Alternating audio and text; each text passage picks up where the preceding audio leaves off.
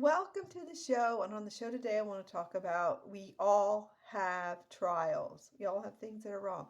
Just because yours is more than mine doesn't make my things that are going wrong in my life null and void and they don't mean anything because yours are worse or you're having more trials. You have 10 times as many.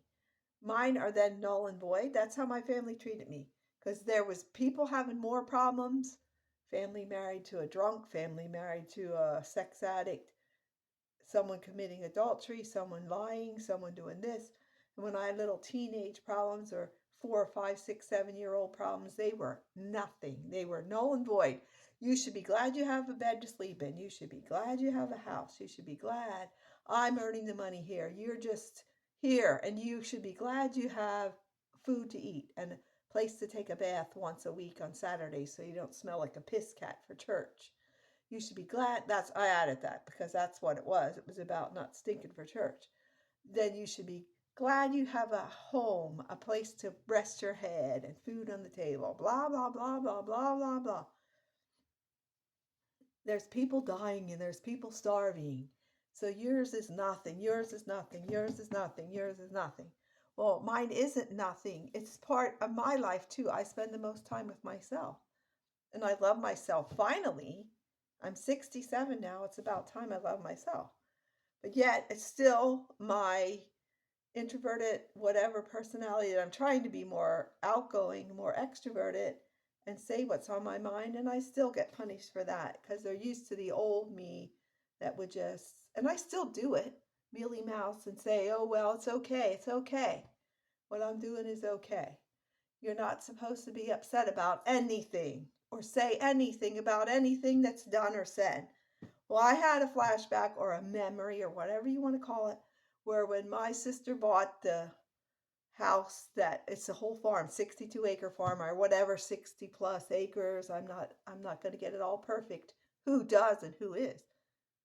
But my mom, when she bought the farm, that sounds like you're dying, but when my sister and her husband purchased the farm that I was raised on from when my grandparents passed away, my mom's parents, my mom tried living with her in that smaller house because they were remodeling the big house to rent it out.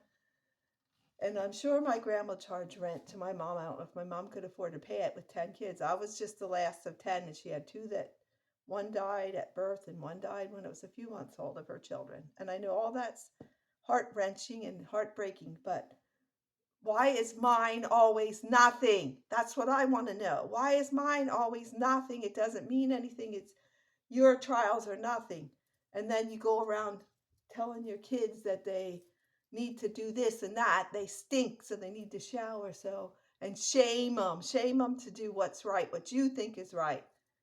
Yet the prodigal son, when he left and spent all the money that he was given and was eating with the pigs, slop.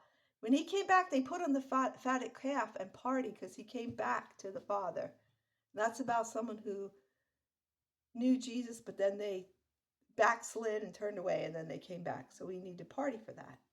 But my mom could not live with my sister in the house that was hers that she rented for 20, 30 years. I don't know how long, don't even go there, but she couldn't live with her. After 3 months, she moved with her favorite child, which is my brother. That was the oldest of the family. And that's where she ended up dying in the yard across the street, which is my sister that's a year and 4 months older than me, her yard. And it's a long story, but why is always what I'm feeling nothing? Why is there a child in the family, no matter if they're too sensitive, they're too this, they're too that, they might have issues where they can only stand so much, they're not all alike, as each child's different, that it's them that's the problem. Whenever you're here, it's the problem. You make me do this. You make me so angry that I commit this. I get angry and then I do something wrong. It's always someone else. I want to know, why is it that my trials are nothing? Why are my trials nothing? That's a question I want to know. Why is there always a scapegoat? Why is the fatted calf put on for someone who left and came back? What is it about this human sin that is so pathetic? So that's the show for today. Maybe I don't have answers. Maybe I won't get answers till I see God face to face. So I'm going through this. So what you're going through is nothing. So I hope you're having a wonderful day. Thanks for watching my videos, liking, subscribing. Just keep dancing, singing, making music, and trying to have fun as much as possible.